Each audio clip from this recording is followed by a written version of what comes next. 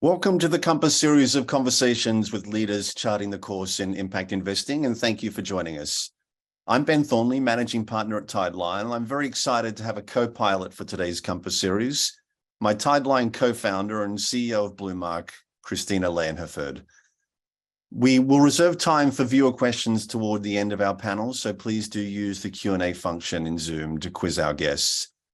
The topic of today's Compass series is impact in public equities, the largest of all managed investment markets and hence critical to our efforts to harness capital as a means of sustainable development, but also a market where ownership is generally more diffuse in more diversified companies, which can make it difficult to connect specific investments to specific positive outcomes, and difficult to wield influence as an investor in such a way as to maximize the probability of those outcomes occurring. Christina, very quickly, what are some of the issues coming up for Bluemark in your work with public equities managers and the questions you're looking forward to exploring the next hour? Well, thanks, Ben, and delighted to be your co-pilot on this session. So at Bluemark to date, we have completed in total 125 verifications for a wide variety of investors across asset classes, themes, and geographies. Of that amount, about 12 or 10% have been in the public markets, and about half of that have been in public equities. So I'll start by expressing a little bit of a caveat, which is we are continuing to build our data set on public markets, and I would suspect that there's some self-selection bias in our data. That is that it is in fact leading practitioners that are opting to work with Bluemark at this stage, but we're beginning to see more and more managers in the public markets. One of the things that's been really exciting for us to see amongst our client base on the public market side is a real growing attention to, the use of active engagement strategies in order to drive and monitor with greater rigor investor contribution to the achievement of impact, which is, of course, one of the thorniest topics in this market. I'm really looking forward to digging in with this panel of practitioners, but we have seen amongst our clients a growing degree of discipline in the kinds of engagement strategies, the real definition ex ante on the topics and issues with which they seek to engage with their portfolio companies, and really regular monitoring and actual look back of whether or not those engagement strategies have actually achieved particular results. Of course, there are a number of features in the public markets of just from a structural point of view that mean the levers of influence are distinct and in some cases weaker than in a private market strategy. So it's harder across more diffuse and diversified and very liquid strategies to have sort of a significant influence on the sustainability of impact beyond the life of the investment, for example. A couple of other issues I'd love to delve into where we're seeing still the public markets sector, I think, struggle with some core practices in the market would be, around how to align staff incentives with the achievement of impact. How do you do that in a public markets context, aligning incentives not just to financial performance, but impact performance? Awesome. And finally, one other issue is around stakeholder engagement. How do you identify the stakeholders affected and actually incorporate the voice of those stakeholders through your engagement strategies? Excellent. Well, thank you, Christina. We'll look forward to delving into all of those topics. And to begin our discussion, we'd like to draw our viewers' attention to a new publication from the Global Impact Investing Network that itself delves into some of those topics, called Guidance for Pursuing Impact in Listed Equities. And we're grateful to have Sean Gilbert with us from the GIN. Sean's the Chief Investor Officer at the GIN and a former Senior Associate at World Resources Institute and Director at KPMG. Sean, thanks so much for being here. The GIN has been examining this issue with members for a number of years now, and with the benefit of that time and collective attention, Sean, can you tell us what jumps out as the 2 or 3 key elements of guidance that we should be squarely focused on in public equities? Yeah, I'm happy to, and I appreciate the opportunity to join the session today.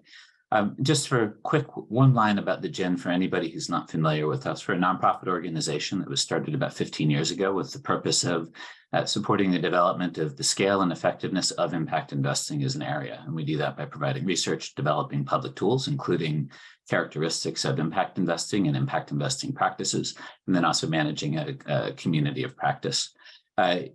Historically, impact investing started out of private markets, and about 2.5 years ago, we started a working group, which resulted in the publication that Ben just mentioned on listed equities.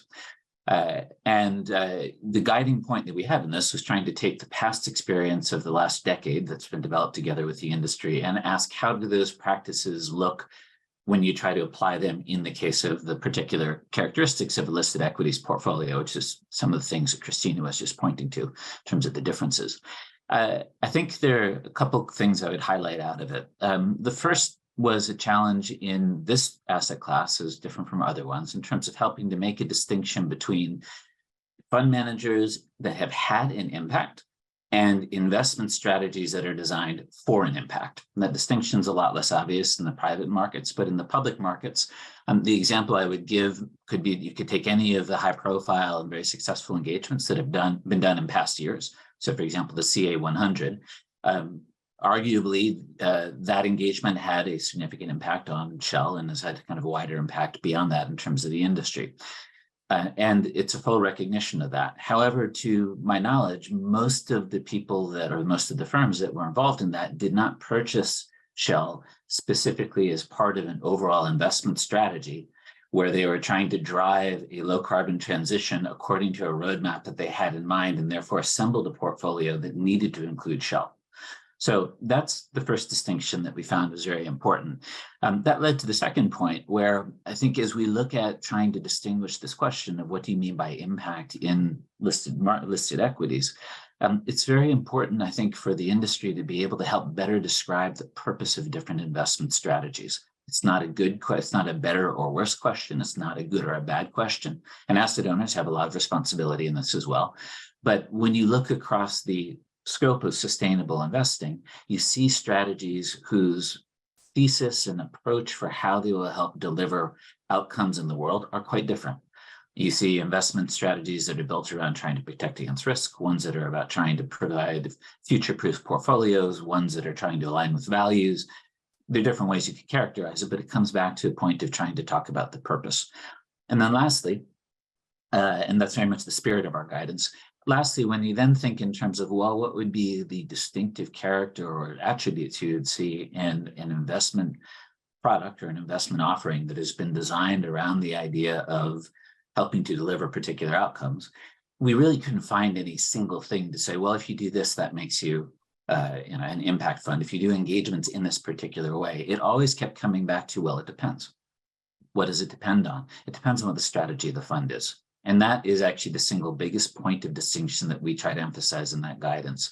Investment products that try to articulate a clear impact outcome as part of the strategy statement of the fund.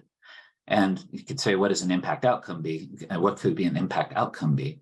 Well, it's something that's more narrow than saying we invest into companies that contribute solutions to the Sustainable Development Goals. But it doesn't have to be as narrow as saying we invest into water.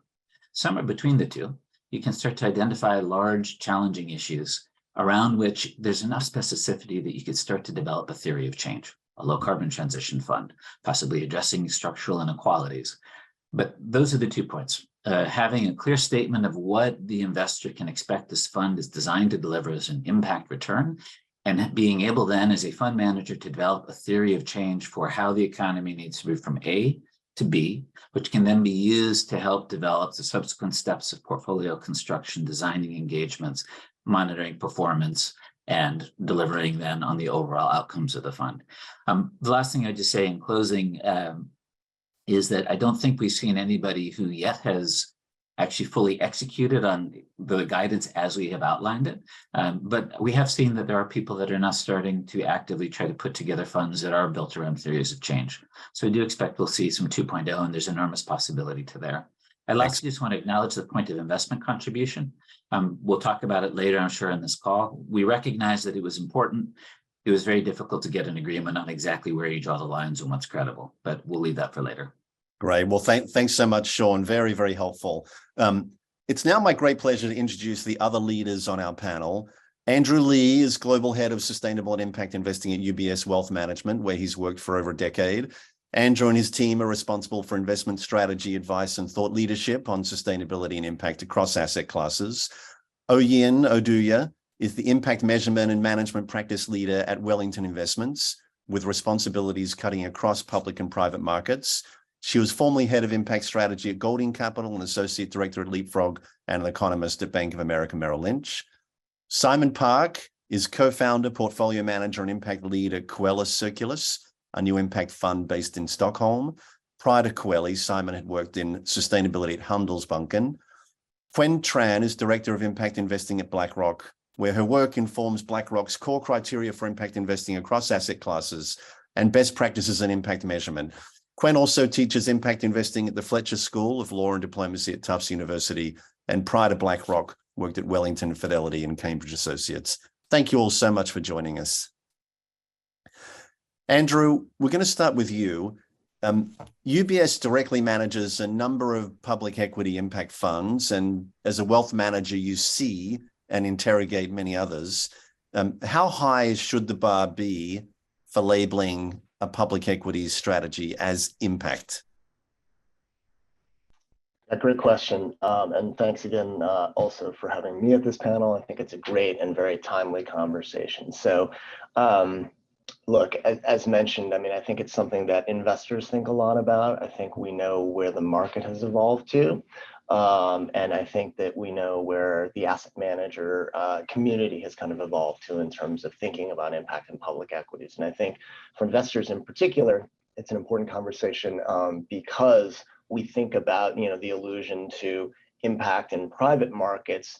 The public equities portion of portfolios is pretty significant. And if we don't see change in public companies, for those investors who want to drive impact, we're really not going to get to where we need to get to in terms of closing the gaps towards the sustainable development goals and other challenges. So, you asked about the bar for impact. I mean, I would say the bar for impact should be high in public equities, just as with any other asset class. But in my view, it's a little bit less about defining like a threshold and more about recognizing, a little bit of what Sean and Christina were both alluding to. What are investor expectations around impact, right? And how any given strategy has actually incorporated impact considerations into the approach appropriate to the strategy and appropriate to what, the theory of change and what's trying to be achieved really is. And I think it's this idea of making sure that solutions can actually deliver against what investors are looking to achieve with their capital. So, when I think about bar, I think about the evolving set of expectations and how solutions are actually evolving to match those. And the question really for public equities is, why should the expectations be fundamentally different across asset classes? Because if the end objective of an investor is fundamentally the same, essentially, how can capital be deployed in an intentional way to target and drive very specific environmental or social outcomes in a measurable way? It should be the same set of expectations. And so I think what we're looking for, and what I think the broad market is looking for, is how in a rigorous way are all of the elements that I think we're going to dive into today, like intentionality, what's your theory of change, investor contribution, and how your particular strategy is driving impact that both you intend and hopefully the investor is looking for. How are you measuring it, and how are you managing that impact through the holding period? And I think that last piece is particularly important for public markets where there is liquidity available, and holding periods can vary. So I think these are the elements, and they're very common across all of what we're looking for. And I think, again, this label of impact, right? It's really meant to signify the set of funds or solutions that investors who are looking to drive impact with their capital can look to. So let me just talk quickly about a couple of dynamics that I think really force that bar to be high and consistent. I think, investor expectations are evolving, and, investors want to see impact in their portfolios above and beyond a baseline. And so I think that when they look for things that are labeled as impact, or if things are labeled as impact, there is an evolving expectation around that. As investors, we have the luxury of choice of different sustainability approaches within equities, leadership, the thematic strategies that were outlined, and even engagement, right? And so I think what we want to see here is how are impact strategies actually distinguished or differentiated from the existing set of strategies. Otherwise, we might as well not go there, right? And so I think the expectations from an investor standpoint are evolving, and investors are starting to become much more discerning about what they're looking for. I think the market expectations, the tools and frameworks have evolved. I think a lot of things we'll talk about, the GIN's core characteristics, the listed equity working paper, the operating principles for impact management, which are now sitting, the Secretariat sits within the GIN, set the bar or the expectations for how, right? Not what, but how investors can demonstrate what they're focusing on in terms of impact and achieving impact. And those principles are really meant to be asset class agnostic. So again, the market's evolved, the tools are there, the practices are there. If you're not taking those into consideration or incorporating those into your practice, I think that's a failure. And then the competitive landscape, I think, with investors starting to show more interest, you have a lot of asset managers that are actively embracing these best practice tools, to Sean's point, still in development, right? But doing that for impact or to drive impact in a way that does distinguish them versus peers and within portfolios. So, I would say yes, I think the expectations around the necessary best practice components for investment strategies in public markets to deliver targeted and quantifiable change, I think they continue to evolve. And I think in that sense, the bar is actually continuing to organically raise itself. Got it. Thanks so much, Andrew. Very, very helpful going through some of, again, the key elements of guidance we've seen from the GIN and emerging standards that folks are coalescing around. Quen, you've been involved in another one of those efforts in the UK, led by the CFA, which is the development of an impact exam and certification as a corollary to its ESG exam. I'm curious how that standard, as well as the growing regulatory scrutiny in the US and Europe in general, will affect how managers are pursuing impact in public equities. And at BlackRock specifically, what steps are you taking to review your own strategies and distinguish those that you believe are rightly positioned as impact? Yeah, excellent and very timely questions. And I'm so happy to be here with all of you. So yes, there's a plethora of activity in Europe, in the UK, in the US, Asia, different regions of the world on impact investing standards.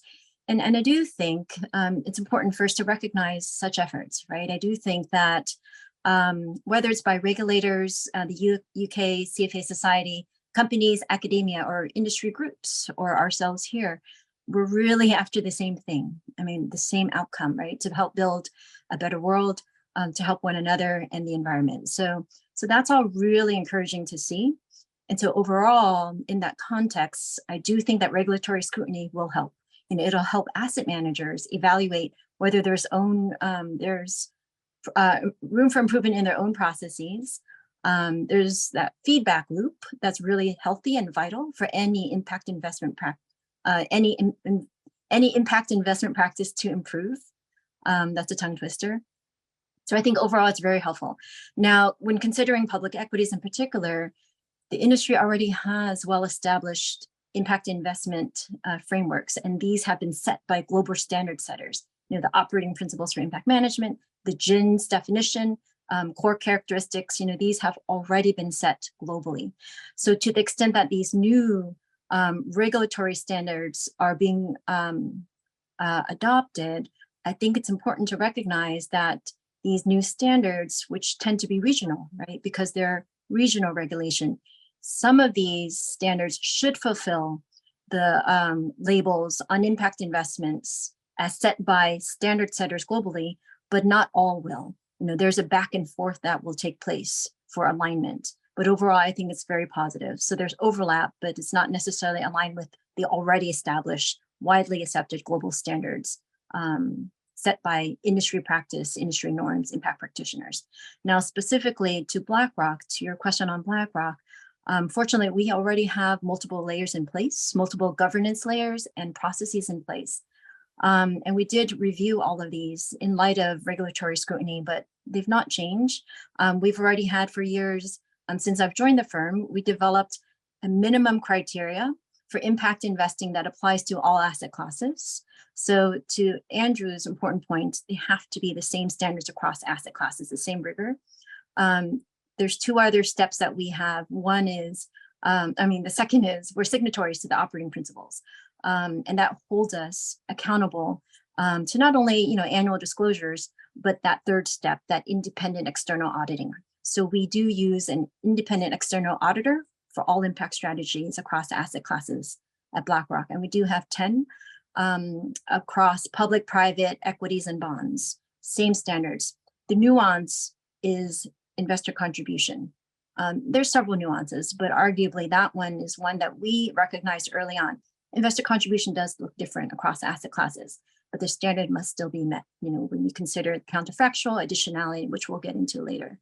But that's how we went about it. Of course, we reevaluated what we have in place and just double down on the fact that we have to just stick to what we committed to.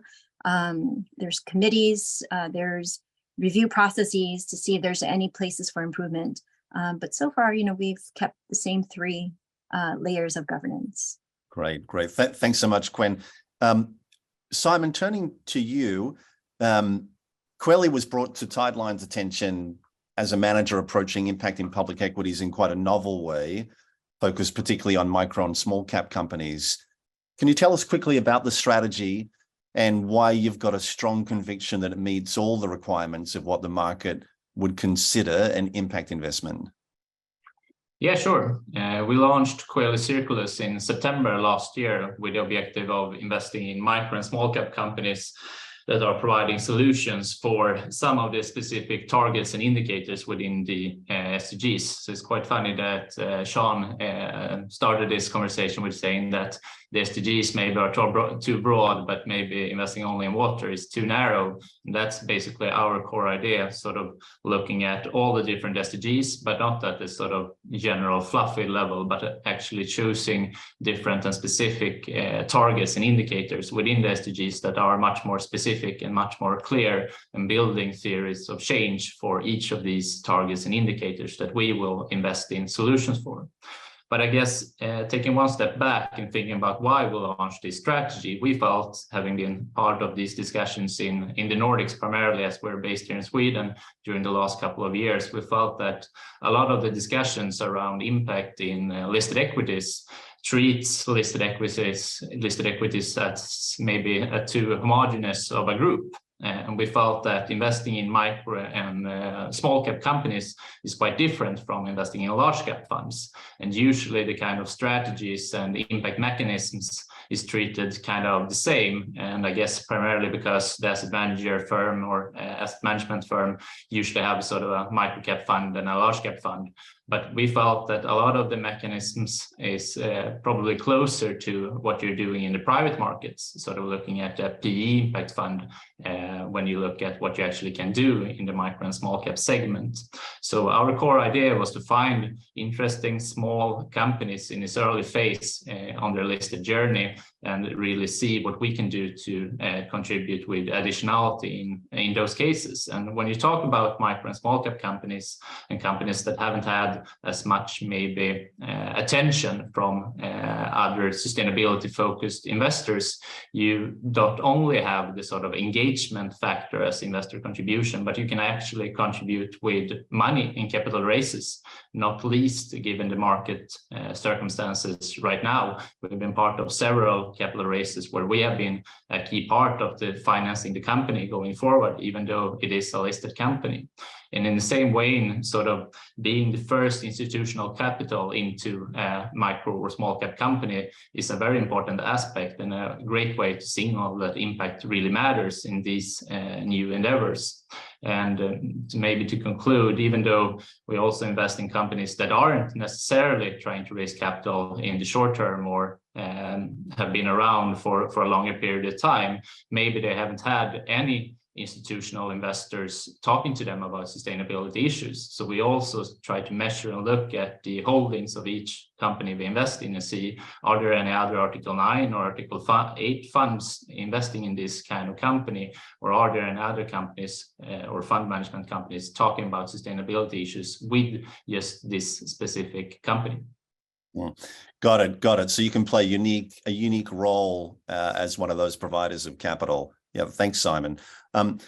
Oyen, turning to you, I was intrigued by a recent conversation you and I had about the work you've been doing on impact data specifically, which Jin did identify as one of the big challenges in public equities, since the growing volume of standard disclosures tend to focus on policies, practices, and other ESG data rather than impact-related outputs and outcomes.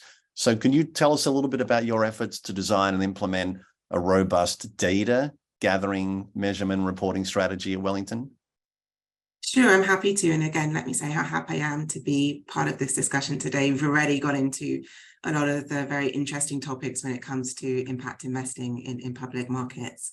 And I think you're right, due to investor, client, regulator demands, there's a lot of non-financial data that public market companies are now presenting to the market, but it's often not quite the exact data that an impact investor would need for rigorous impact measurement. And the role of the impact measurement and management practice at Wellington, which I lead, is exactly that, helping our investors, particularly our impact investors, to find the right data and analyze it to influence investment decisions and engagement. So in terms of the strategies that we have implemented to try and make this process as rigorous as possible, there are a few key elements that I thought I'd share today.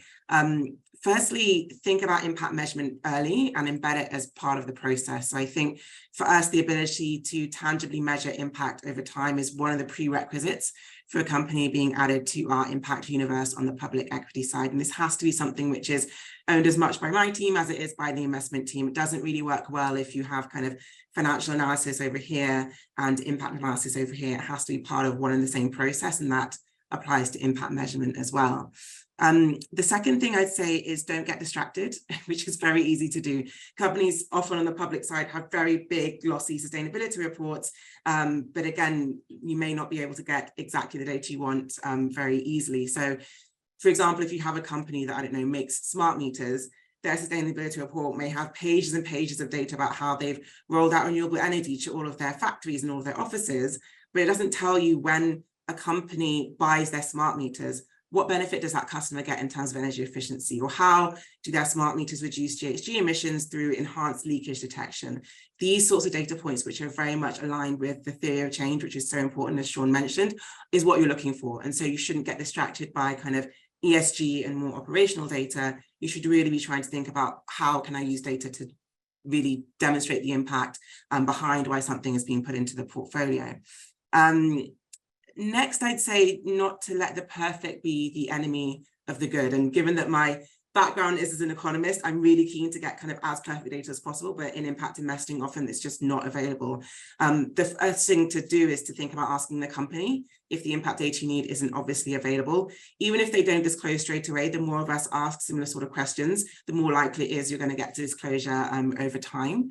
And secondly, to think about alternative data sources. If the company doesn't disclose exactly the data you need, how many patients are served, or an expression of better health outcomes, or how they're helping to decarbonize the grid, are there any sort of proxies that you can use that can approximate that? Can you reasonably estimate the impact? And as the recent GIN guidance said, it's super important to have a strong evidence base that ties the data you do end up using to the ultimate impact you think the company is going to have. I think so often when kind of clients, peers, investors asking about impact measurement, people are so focused on getting perfect data But I really don't think the point of impact measurement and management is to get perfect data. Often it doesn't exist. The point is to get good enough data supported by a strong evidence base could credibly influence investment decisions and to credibly influence engagement, and ultimately to drive real world outcomes. That's what we care about at the end of the day. So I'd say don't just get too hung up on perfect data as long as you have a very strong evidence base.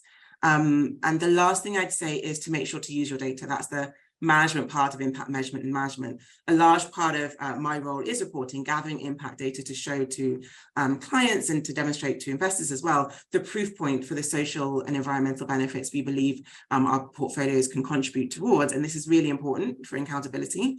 But the most important reason we gather impact data is to actually learn from it. Impact measurement looks at what has happened already. Impact management takes that data and analyzes it and tries to use it to, as I keep on saying, influence investment decisions going forward. And I think if you, going back to the first point about process, if you start out knowing we're going to use this data to actually influence how we invest and how we engage with companies, you're more likely to get high quality data in and really think about how to gather the best possible data to make it as insightful and as relevant as possible to the investment process. So impact data is definitely a challenge, but I think these are kind of the strategies that we use to make sure that it's not a challenge that's insurmountable.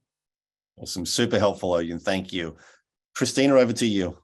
Yeah, thanks, Ben. And yeah, great discussion so far. I'd like to sort of take it now to the next level of really diving deeper into what is best practice impact management in public equities. And I'm seeing a great active Q&A going on. Keep them coming. I think we'll reserve time for that, but I might actually even allude to a couple of the questions that have come through.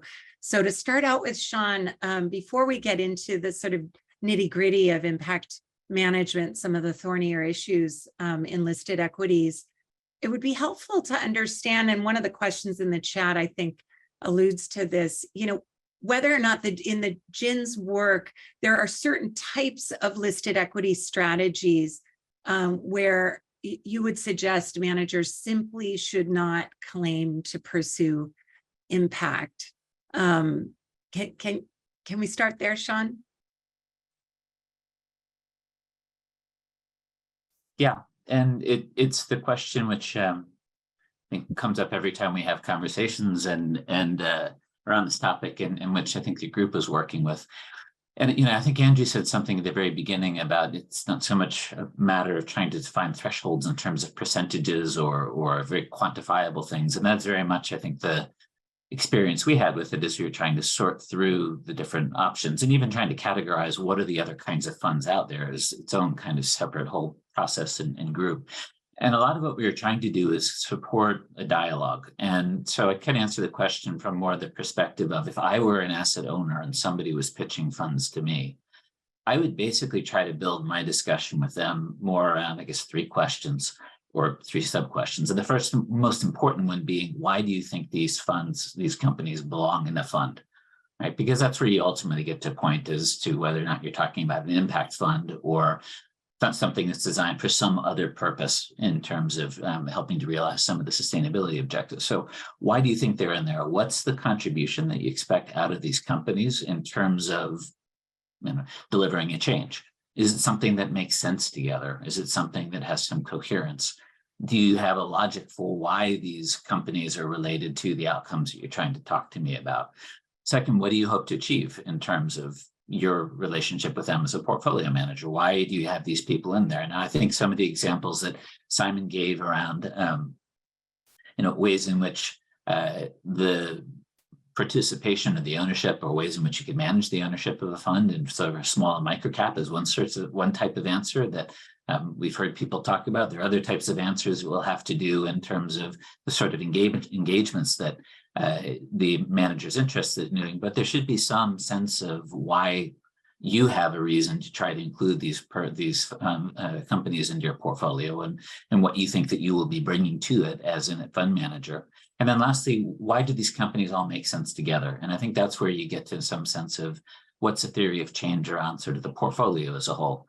And I think largely, this is my own kind of personal way that I started to see it.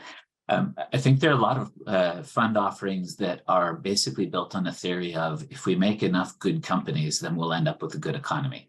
And in many ways, then the investment process sort of takes a bit of a best-in-class thinking, but instead of focusing on the operational aspects of a company, looks at the product portfolio. And you end up with a very broad and diversified portfolio of solutions, all of which contribute to some dimension of sustainable development.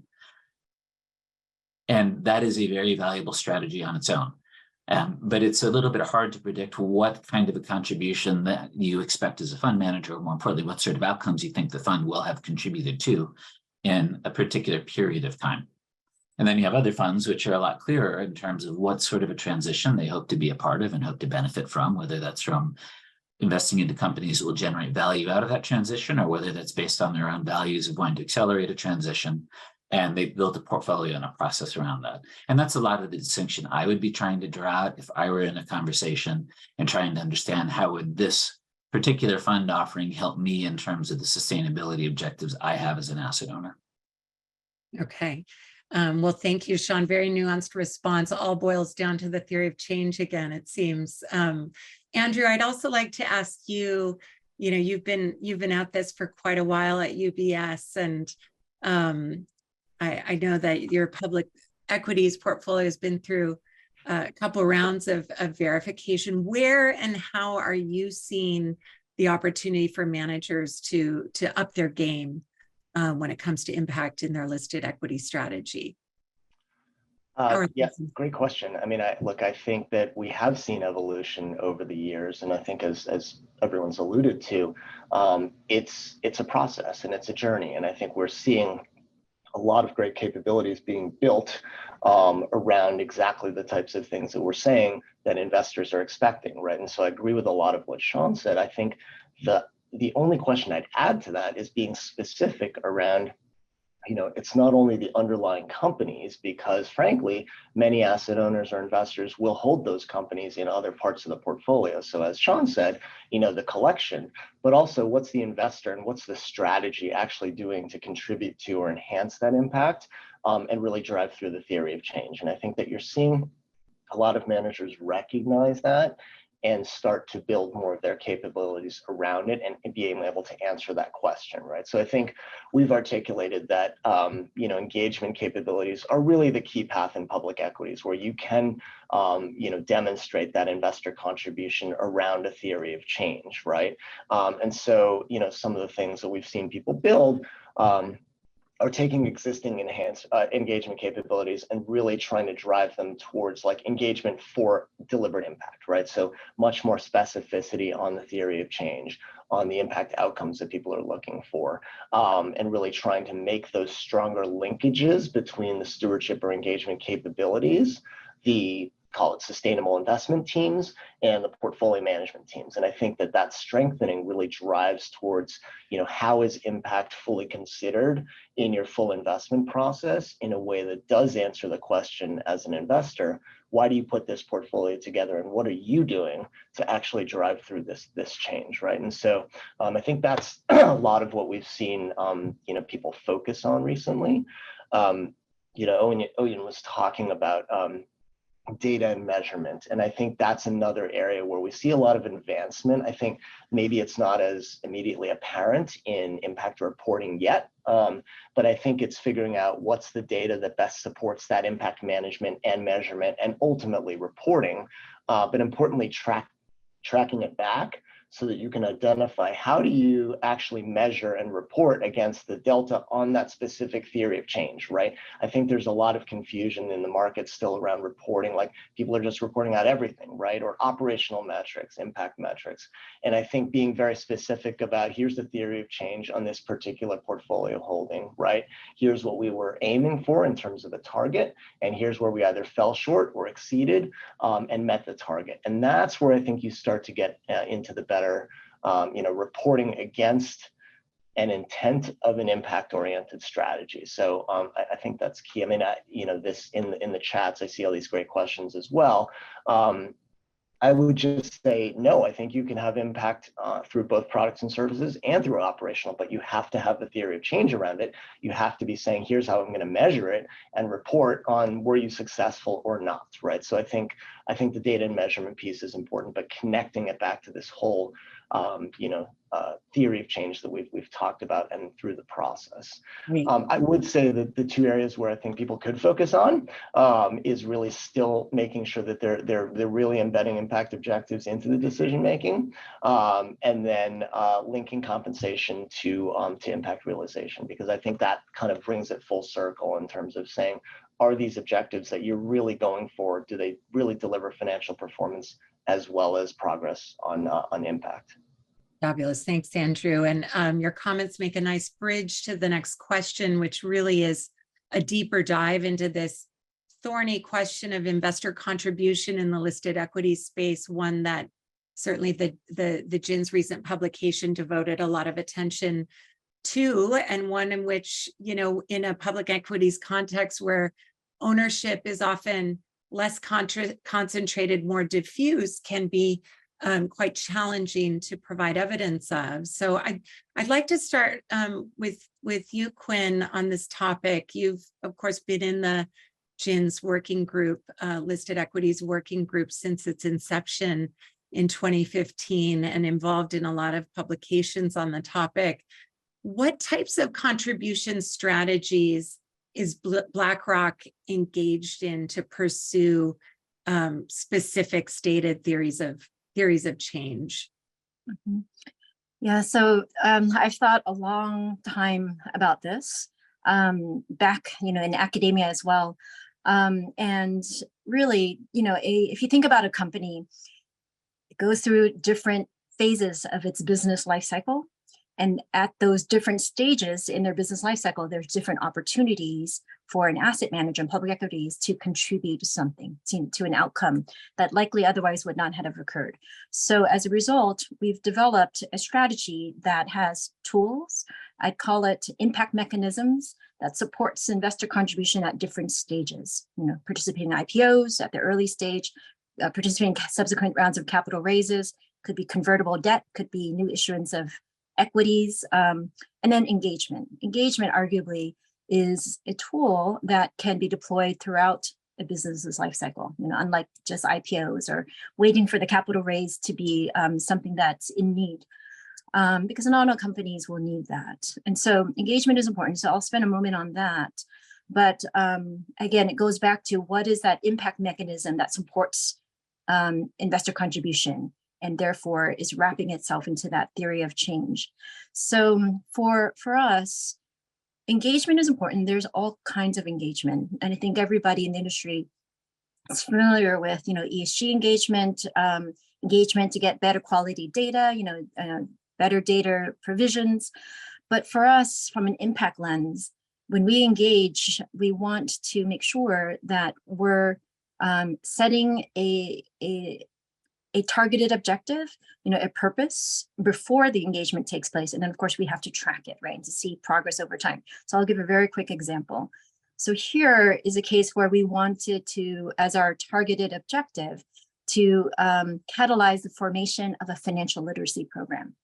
It's not about data disclosures, it's about a new potential financial literacy program. And there's the stated problem of this challenge already, globally, of increasing financial literacy, especially for the underserved, to help with human empowerment, to help them get, formal services, be counted in the formal economy. So what we did was introduce 3 companies to each other. So we were a matchmaker. When we specifically targeted a global online education platform, a leading technology and digital payments company, and an online ecosystem and e-commerce platform in Latin America. And we talked to them individually, and then we got them together. We proposed that one of those companies applies its educational content creation expertise to a financial literacy program, which would then be offered by the other 2 financial services company, which would reach many individuals who are underserved. And so for this engagement, we developed a strategy. We made introductions, and arguably, this specific type of impact engagement, and it's still in progress, so we can't speak to outcomes yet. But the fact that they're talking and discussing this as a possibility, that would not have occurred, but not for our intervention or for our introductions. And so such type of attribution is possible, but it depends on having that theory of change and having a realistic, credible mechanism to drive that impact. But I tie this back to it's not the only type of investor contribution, nor does it have to be the main type of investor contribution in public equities. Participating in IPOs has been a topic that the GIN has published. The GIN published a couple of years ago, before COVID, a paper, I believe the title is Responsible Exits, the Need for Responsible Exits. And in that paper, there was a small phrase that referred to, participating in IPOs. And it did talk to a professor, a beloved professor at Harvard Business School, who was the lead of their social enterprise program for 20 plus years. He's now retired, but he again advocated for building the ecosystem and encouraging companies, impact companies in private markets to exit and have confidence that upon exit and entering the public equities market, that they would still be supported and not have their IPOs just flipped for financial gain, but also be supported long-term by dedicated impact practitioners targeting such IPOs. It helps build that ecosystem. And then of course, the other impact mechanism is participating in subsequent rounds of capital raises. And I did run some analysis on a particular company that is deemed impact. Pre-IPO, it was able to raise a couple $100 million. Very important angel stage fundraising.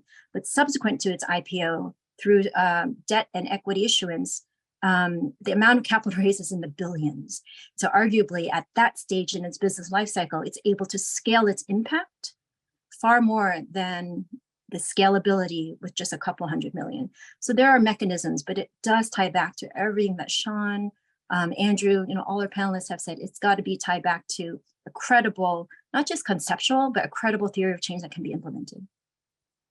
Great, thank you, Quinn. I'm so eager to get to the Q&A, but I also want to make sure that I get Oyen speaking again, because Oyen, you come with a great deal of experience across both private markets and public markets impact strategies. And I would love to hear you weigh in here on, what sorts of differences and similarities you see in terms of the mechanisms, as Quinn put it, to drive contribution in a public markets context.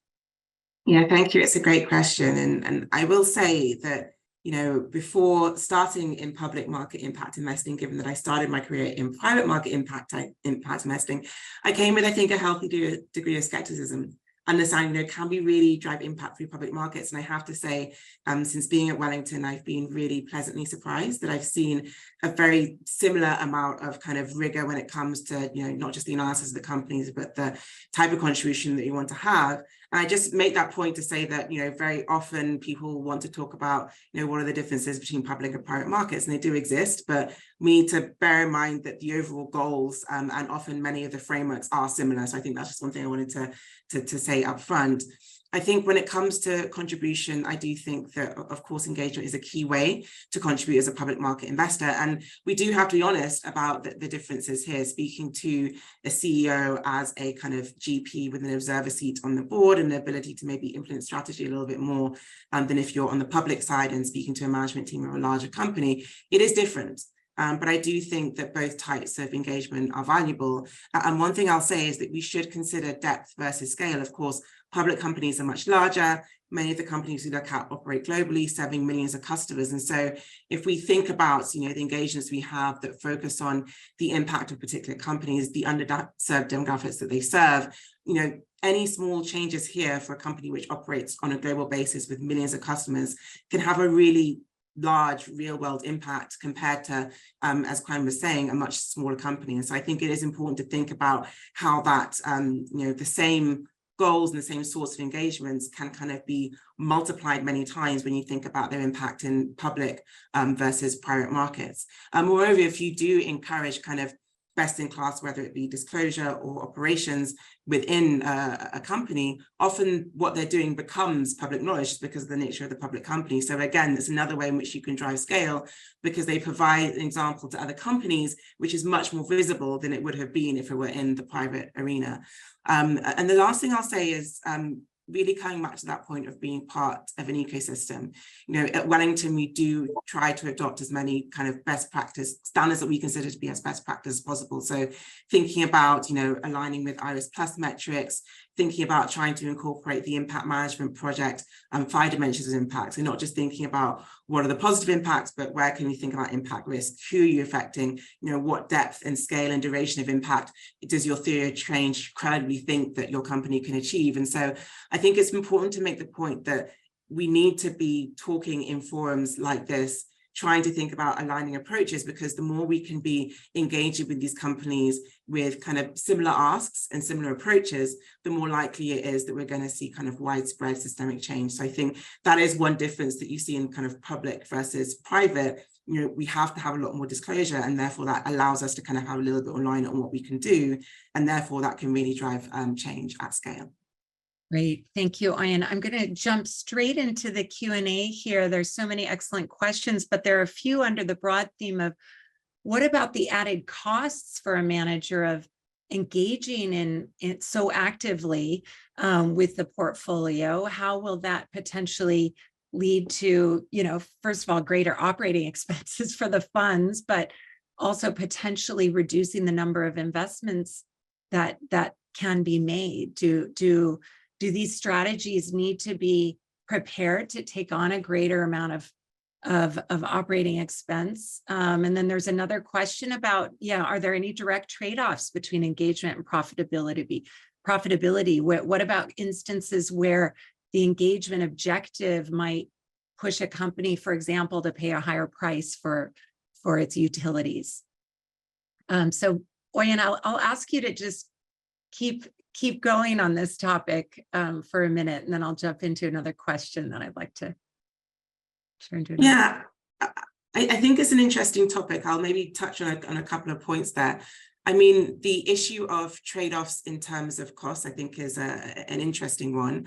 I do believe that, impact investing, because we have a dual mandate, right? We have to generate attractive market rate returns, but also measurable and tangible impact. And so I don't think that comes for free. You do have to think about the extra resource and time that it takes, because you have to do everything that a standard fund manager would do with an extra layer of diligence. So I think it's important to kind of really recognize that doesn't, you have to think about the time commitment that takes. And that's not just the investment team, but it's also a support structure around that. I think what is evident in impact investing is there's often never just one right way to do things. You can go into a lot of nuance, a lot of details to, does this exactly fit with our theory of change? Are we really pushing kind of net positive impact?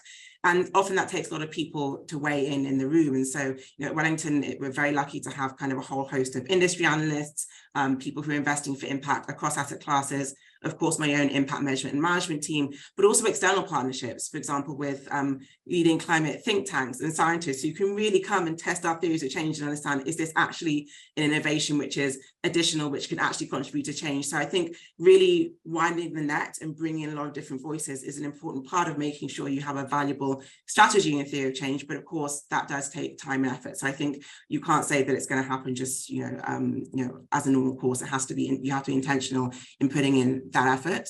I will say, in terms of perhaps looking at engagement that would run contrary to a pure profit maximizing motive of a company, I don't think that is something that an impact investor would seek to do.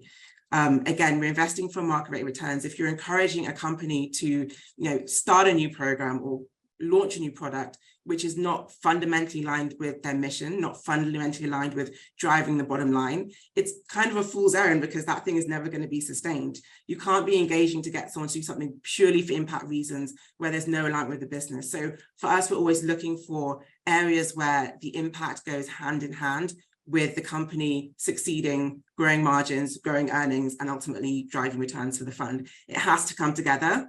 But that takes effort, which goes back to the first part of the question. So I agree, you have to spend more time thinking about these companies that have a good fit in terms of both impact and financial returns. But driving a company to overpay for an asset doesn't help anybody. It doesn't help impact investors. It doesn't help thousands of investors. It doesn't help with the long-term kind of impact the company can achieve. So I hope that helps to answer a few of those questions. Well, thanks, Oyen. It's tempting to dive even deeper into the, question where there will be tensions between the two, but I'd like to actually turn back to Sean for a minute now and perhaps follow on an earlier question, but one that's come up in the Q&A. What about passive strategies, Sean? Can you actually achieve impact, for example, in an index strategy? Any examples that you've seen of that in your research? So in terms of the research, not specifically, and we didn't try to go too far into that question in terms of the process that we've done, but I recognize it's kind of a very valid one. I guess I would say two things in terms of thinking about that. Number one, there is kind of a fundamental tension between saying as an investor, I am trying to have a contribution beyond the baseline towards sustainable investing, but I'm going to invest into a total stock market index and own everything that exists. If in fact your portfolio is reflecting the economy as it exists today and all the good and the bad, it's kind of hard to argue that you have a strategy that's trying to draw out in any really significant way something which is more of the good. So I think there's one sort of a tension there in terms of some of the aspiration, and I think as investors, it's important to be willing to accept some tracking differentiation. I'm intentionally not saying tracking error because it could be a positive or a negative differentiation. And also I think to imply that something which is not exactly mirroring the total market or like whatever your sort of benchmark index is fundamentally not suited to what you need is also a bit of perhaps the wrong mindset from which to be looking at the questions. I would say that if you take our guidance, I think that this is my own personal view now, it's not something out of the working group. I could imagine how you could try to construct an index product that could have a theory of change, could have a basis of rules that would move things in and out of it, where you could ask, and so that it could link it to an engagement, a team that you have, and could start to resemble some of what we're talking about. Whether or not that product would then still reflect the attributes that people usually look for in an index investing product, and the reasons why they would choose an index product over an actively managed fund, that I don't know. But it's an interesting question to look at going forward, and one for which I don't think we have a particularly clear answer right now.